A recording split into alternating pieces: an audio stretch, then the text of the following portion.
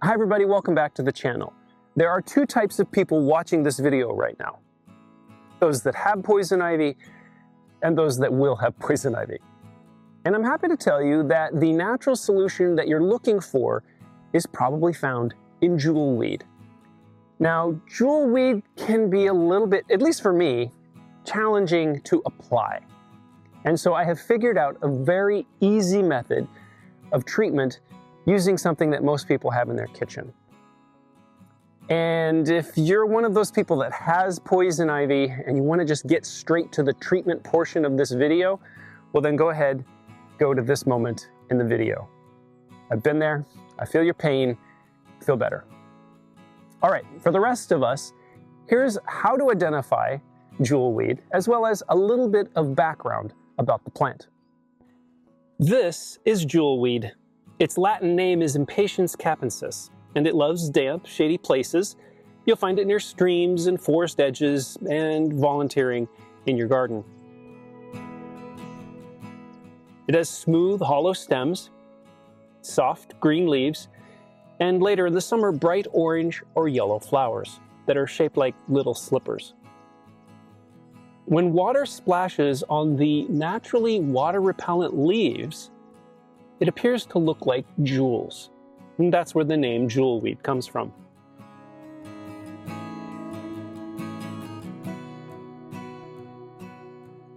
Here are a few quick facts that might surprise you. Jewelweed often grows near poison ivy. It's essentially nature's antidote, planted right by the problem.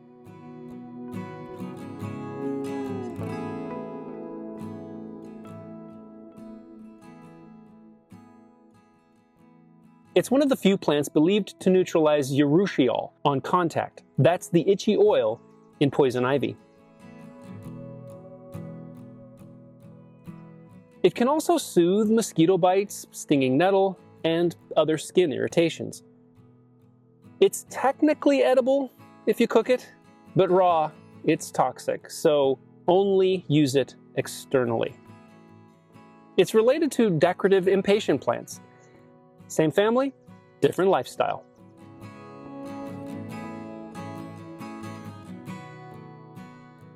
All right, so the first step is to select some jewelweed. Now, I prefer to not take the whole plant. I actually have a volunteer here in one of my strawberry beds. And so I'm just gonna take what I need so that I have more for use later.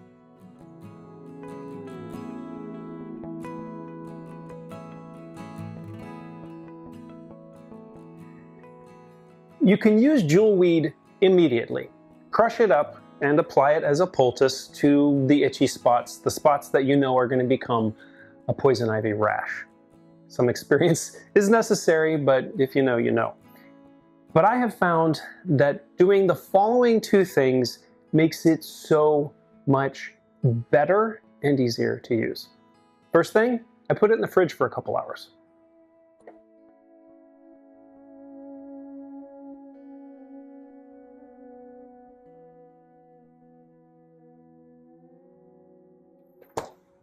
All right, after it has chilled for a couple hours in the fridge, I take the wilted jewelweed and I stuff it into my kitchen garlic press.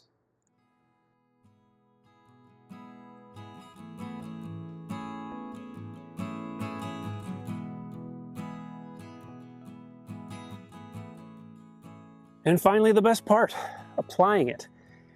Basic idea, it's in the garlic press and that's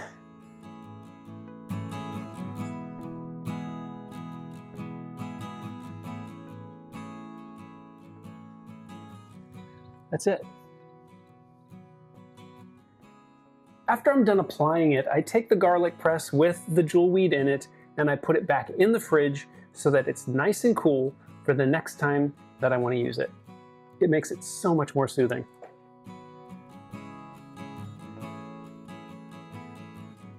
I wanted to mention a couple useful tips as it applies to using jewelweed for treating poison ivy. Timing is everything. The earlier the better.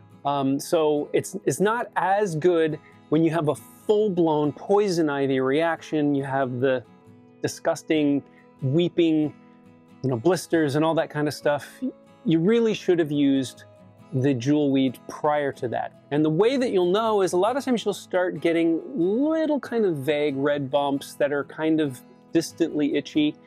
And if you know you've been exposed to poison ivy, that's the moment that you want to use Jewelweed, because it seems to be most effective then. And like I said, there is a certain amount of experience required.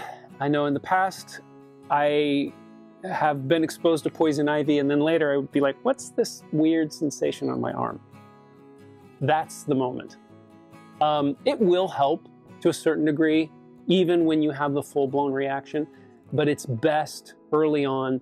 It seems to reduce the inflammation and reduce the reaction. And it's always a good idea when testing something new to just try a little bit, maybe on a small patch of skin.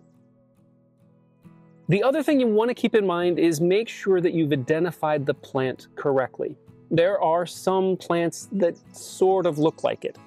So use one of the many AI plant identifier apps if you're not sure. It's natural, it's effective, and surprisingly easy to use. Have you ever used Jewelweed to treat poison ivy? I'd love to hear about it. Now, I've mentioned in a lot of my videos that it seems like comments are the way that YouTube notices that people are interested in my channel, so thank you for all of your comments, as well as the other ways that you can support the channel. Much appreciated. Now, if you like this video, you might like these.